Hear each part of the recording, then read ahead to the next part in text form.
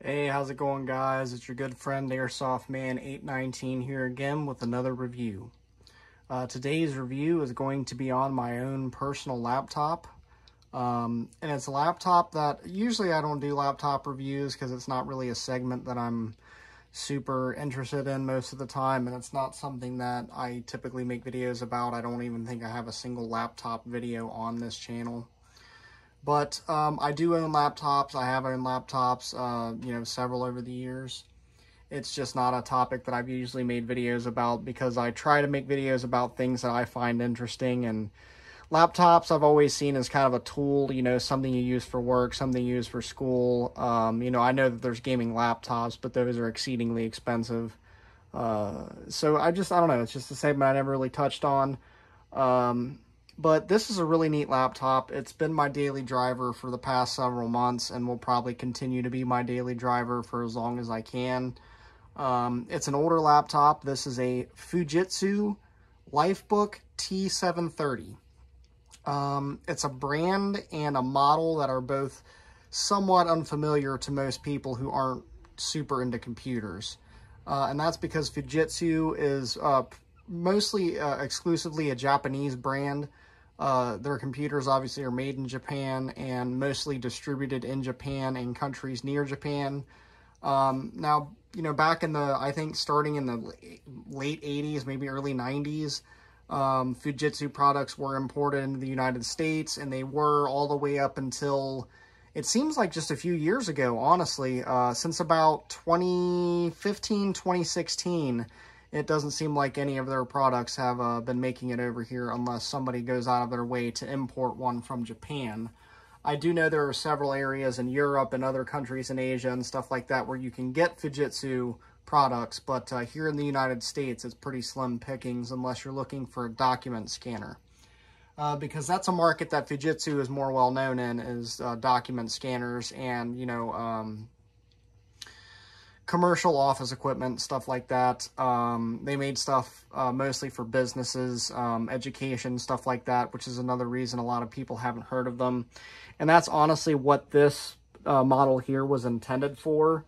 It's a laptop / convertible tablet. And it's also touch enabled, and it has Wacom pen input as far as your pen touch inputs and your drawing and stuff like that is all powered by Wacom, and they're very well known for their high accuracy digital drawing technology. They're still in business today, and they're one of the most well known. They're very popular amongst digital artists, people that like to draw digitally because of the accuracy of their pen technology. It makes for a very accurate drawing experience. So this is a very, very well made laptop. To give some of the basic specs, it is a 12.1 inch laptop. It has it's either first or second gen i3. It's a i3 380M dual core processor with 4 threads. So it's 2 cores, 4 threads. It's clocked at like 2.53 gigahertz. And it has either 3 or 4 megabytes of L3 cache. So even though it's an older i3, for a smaller laptop like this, it is more than enough, especially for basic tasks. Obviously, you're not going to be gaming on this thing, but it's not really made for that. It wasn't even made for that when it was new. But this is an extremely small laptop, but despite that, it actually has a full-sized DVD-ROM drive. Well, not full-size, but you know what I mean. It takes full-size DVDs. And as far as I know, it's the same speed as a normal laptop DVD drive. It's just kind of cool to see a DVD drive in a laptop this small that can technically become a tablet. And the really neat thing about the disk drive on this is that you can actually quick release it with this latch right here. You flip this latch, and the drive becomes loose, and you can pull it out.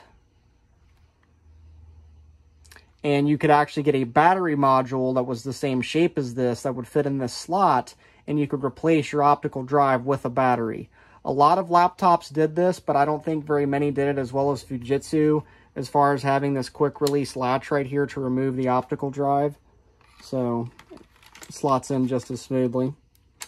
And on this side, you don't really have anything else. I think this might be a Kensington lock or something like that, but that's pretty much it on this side.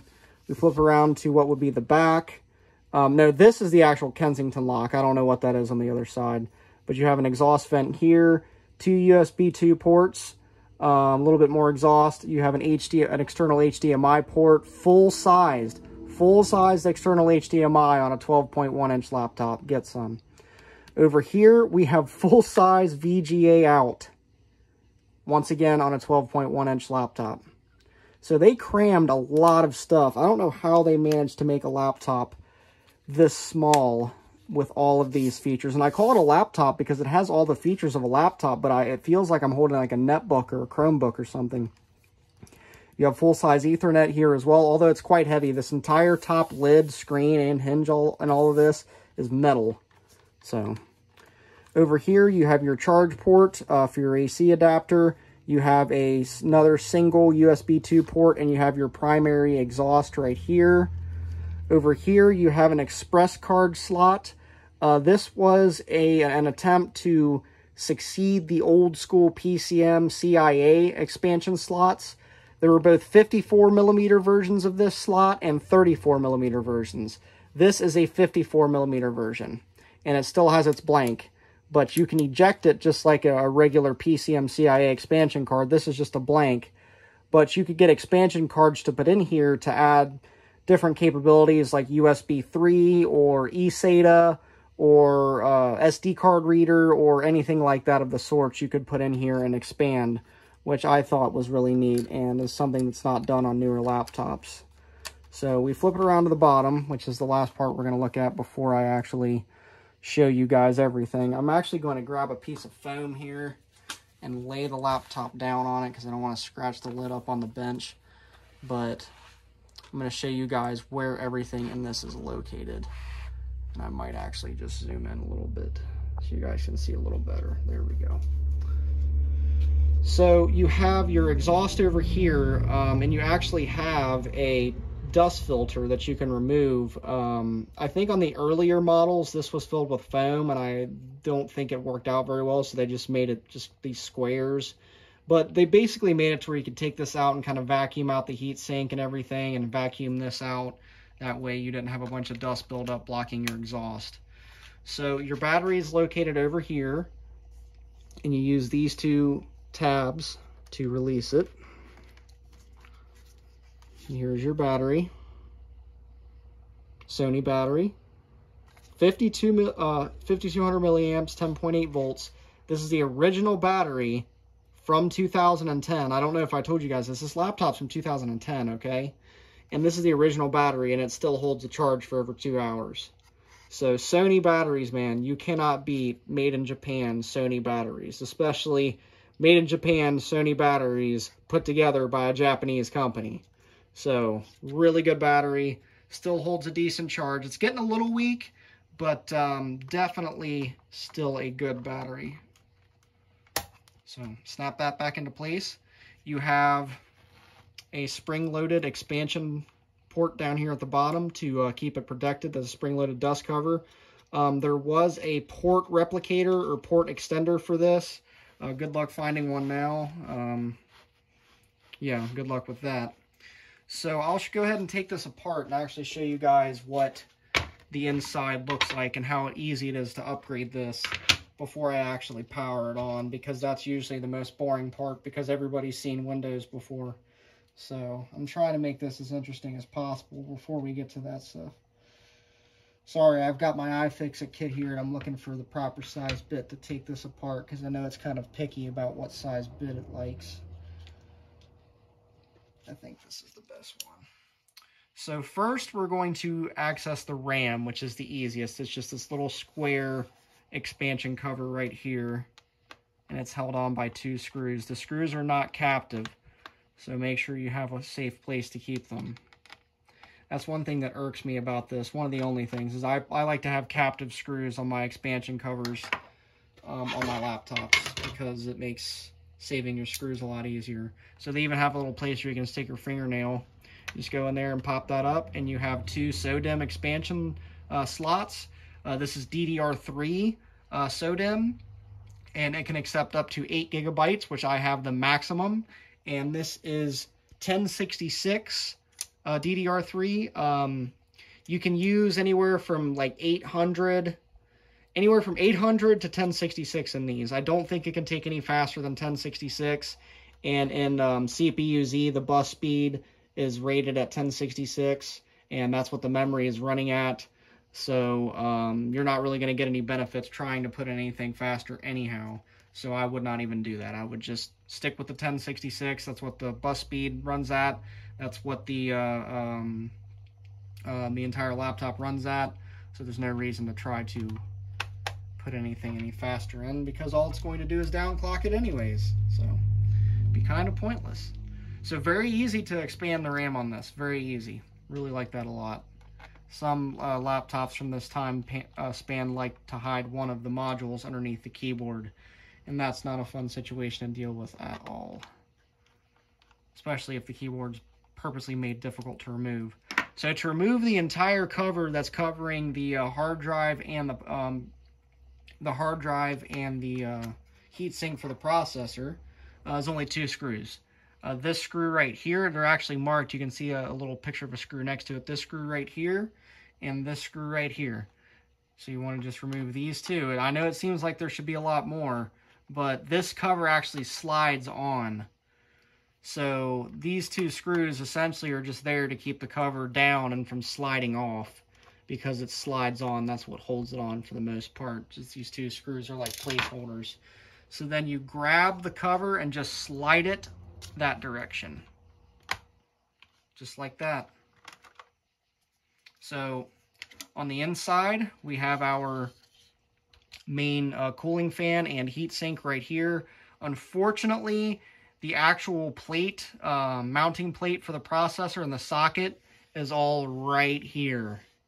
So basically it's right here, and there's a heat pipe that goes over. You can actually see the edge of the heat pipe that goes over to this heatsink right here, and this exhaust fan blows the hot air out.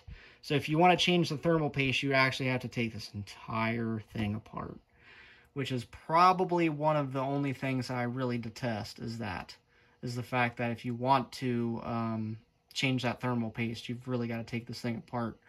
Luckily, in my case, it's not that bad, and it doesn't overheat, so I don't have to worry yet.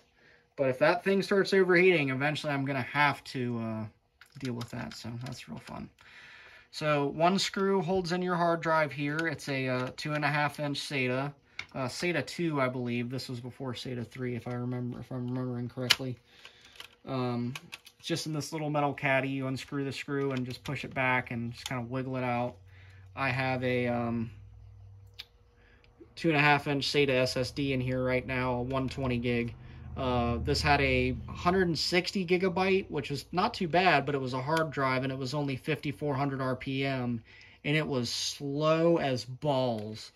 I mean, it could barely even open Google without buffering, so it was constantly pegged at 100% in Task Manager because the hard drive just didn't have any RPM to it, didn't have any cache to it, so it was just constantly overwhelmed. I'm putting this in upside down. You want the metal part of the caddy, the solid part of the caddy facing up, and the screw hole facing what would be my right, where I'm standing right now, the way I'm standing. So drop that into place, plug that in. Very easy to do stuff in here. And your Wi-Fi network card is right here, and you have another expansion slot actually in here for another network card. I believe that's a network card. Yeah, that's got to be network. That's not mSATA. Yeah, that's network. So you have expandability as far as network. You could probably add a internal Wi-Fi 6 card to this, no problem. Even in its current state, it can still connect to 5G Wi-Fi, which I thought was pretty cool for a laptop this old. So you just want to position the cover roughly to where it'll just kind of sit flat, and then just push it back to where it snaps into place. If it snaps at all, just make sure it's flat. Now we'll put our 2 screws back in. So overall, as far as ease of repair, ease of maintenance, I give it a B+, which sounds a little harsh, but making it to where you have to take the whole computer apart just to get to the thermal paste, that knocks you about a grade and a half down, in my opinion. So All right, so let's flip it around, open it up, and I will show you guys its features. So, honestly, I forgot this anyway. You have an SD card, SDHC slot in the front here. You have your Wi-Fi switch to disable the Wi-Fi right here. You have a external FireWire port, and you have your mic and headphone jacks. So very good expandability. Also up here is where you keep your pen. I was going to show that later, but I'll show it now. Up here on the right side is where you keep your super accurate LifeBook pen. So we'll slide that back into place. Zoom out. Get this baby opened up. So like I said, it's only 12.1 inches, so it's not a huge laptop, so you're not going to get an amazing, vibrant 1080p screen. This is a 1280 by 800 screen, so it's pretty much 720p. You have a webcam up here, but I can't seem to get the one working on this, so I think the shutter in it is bad or something like that. But it does have a webcam. Dual microphones. You have a microphone on this side and a microphone on this side, which is a dead giveaway. It's from Japan. Your speakers there's a lot located on the screen, and there's a reason for that. You notice there's this row of buttons down here. There's two microphones. There's a fingerprint reader over here. There's a webcam. There's a lot going on with this screen, and that's because this is a convertible laptop, which I will be showing in just a minute. But to turn it on, I'm going to zoom in just for the sake of showing you guys these buttons. To turn it on, you have a slider switch right here that you just slide. It's spring-loaded. That turns it on. Then you have all of these buttons that are enabled when you're using it in tablet mode. So to turn it on, you actually just slide that to the side, wait for the blue light to come on, and you're good. Naturally, being made in 2010, this laptop was not Windows 11 compatible, but that did not stop me from installing Windows 11 on it, so...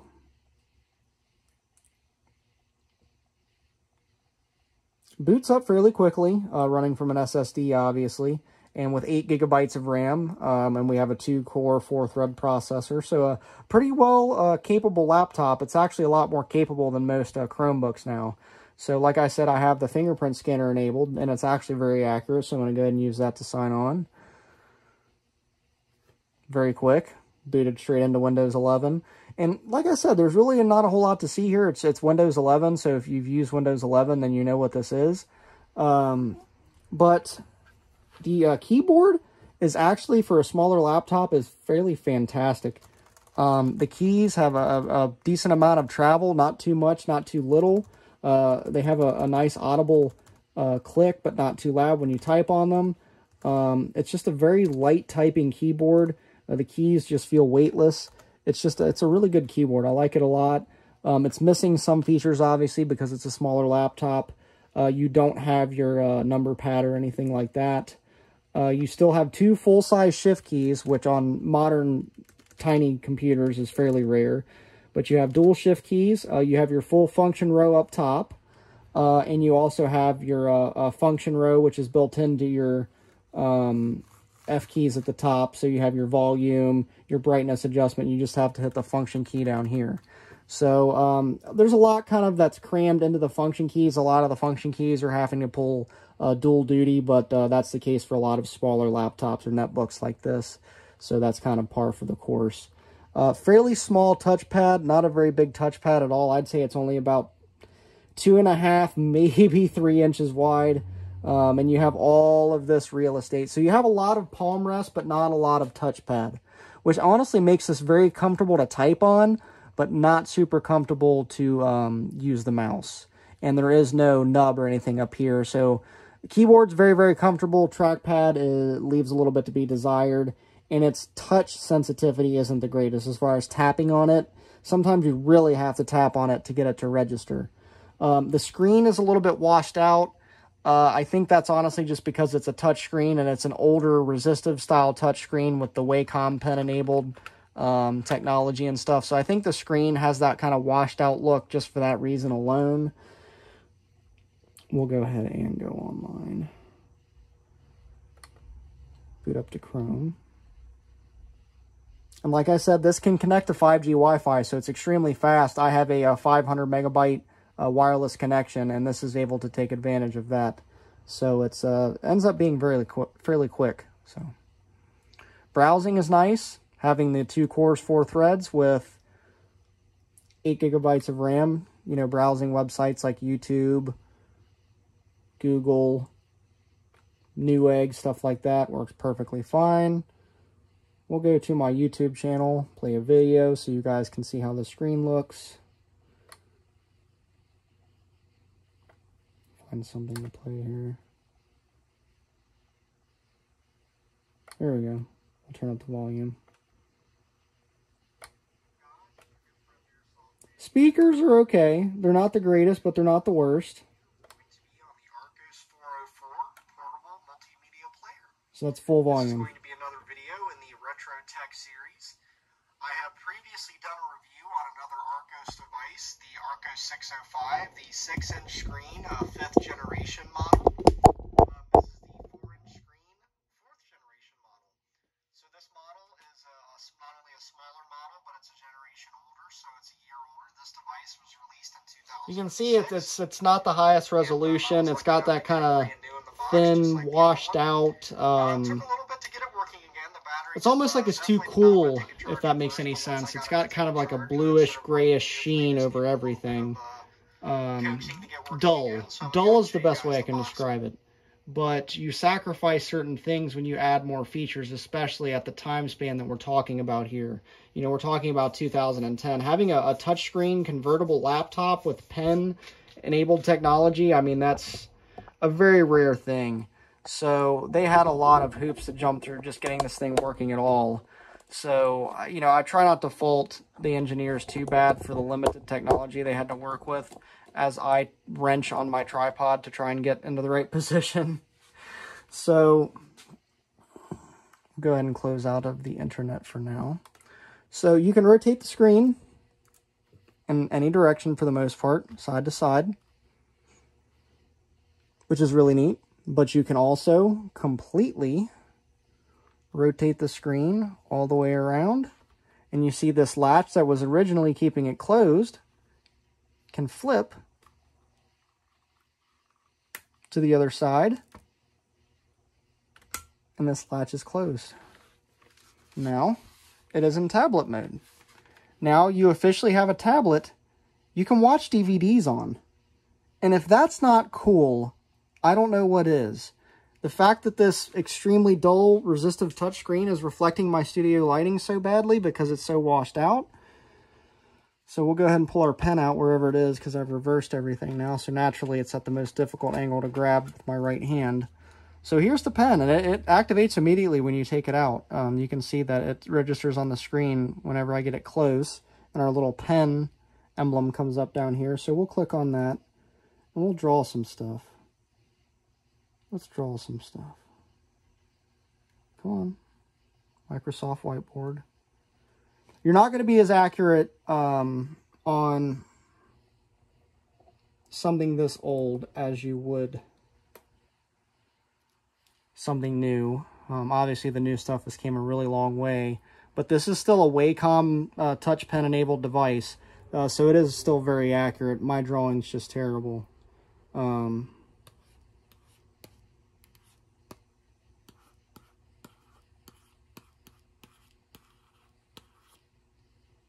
Very quick, and you can use your eraser. You can use it like that, or I think you can tap. You can do different things. I don't use the touch functions on this very often, as you can see, but it's very accurate. A lot more accurate than most. And you can see it registers pressure. So if I barely just do that, or just do that, it's a light line. If I push hard, you can see it's a thicker line. And that's that technology. It's really neat, honestly, just to mess with, even something this old. But we'll go ahead and close that. Find where this pen goes. So overall, would I recommend it? Should you go and buy a Fujitsu LifeBook T730? Well, this individual model, I'm not sure. There's a lot of models of the LifeBook out there, and most of them are convertible like this, and there's a lot more that are newer, that have better processors in them, you know, 3rd, 4th gen, i3s, i5s, even i7s. So can I faithfully recommend this to somebody who's actually going to use it every day, being such an old i3? And honestly, as far as everyday use and a little bit of work, this laptop has worked perfect for all of that stuff. Is it the best laptop I've ever owned? No. But it's very compact and has a lot of features for its size. It can do a lot of different things. It's pretty much a Swiss Army knife of laptops, if you will. If you have a job to do, as long as it doesn't involve gaming or intricate, very, very detailed graphic design, stuff that requires a lot of graphic processing, you're not going to do very well with this. But just as far as basic everyday tasks, web browsing, writing, basic video editing, stuff like that, it's perfect. And there's a lot of them out there still, and they're not terribly priced. You might have to do a little bit of work on them, but it's definitely worth it. And they're such small, handy little laptops. That's the best way I can describe this thing, is handy. The whole top of it is metal. The hinge is metal. The thing weighs a ton. You're never going to break it. And if you do, you don't have to be that sad about it, because they're not that expensive and they're not that rare. But you're probably never going to break it because it's made in Japan. They have, you know, very good reputation for reliability. You can still get new batteries and chargers for them. RAM, especially DDR3 SODIMMs, are extremely cheap to get. So you really have no reason to not get this. And with a little bit of work, you can also put modern operating systems like Windows 11. And if you don't want to have to use any of the workarounds, you could put Windows 10 or Linux Mint, or a different Linux distribution of your choice. So I hope you guys enjoyed this little laptop, netbook, weird little convertible laptop video. And stay tuned for more, and I will see you later.